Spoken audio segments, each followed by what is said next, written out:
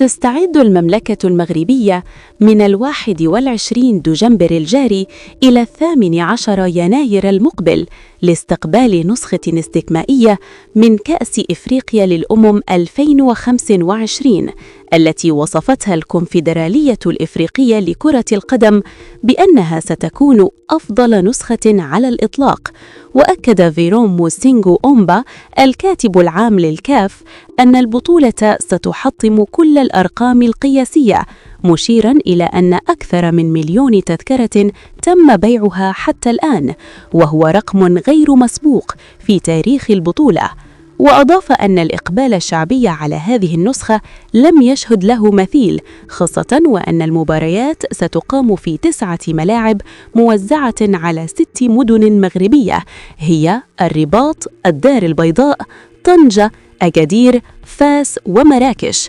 وأشار موسينغو أومبا إلى جودة البنيات التحتية الرياضية التي أعدها المغرب على مستوى عالمي، وخاصة ملعب الأمير مولاي عبد الله الذي وصفه بأنه متحف بكل ما تحمله الكلمة من معنى، تعكس الاستعداد الكامل لإنجاح الحدث على جميع المستويات من حيث التنافسية وحفاوة الاستقبال والعوائد المالية. وأكد الكاتب العام للكاف أن هذه النسخة ستشهد تغطية إعلامية واسعة تشمل 3800 وسيلة إعلامية، بالإضافة إلى بث مباريات البطولة في 30 دولة أوروبية وإفريقية، بما في ذلك 18 دولة أوروبية جديدة لم تشارك سابقاً في البث المباشر للبطولة.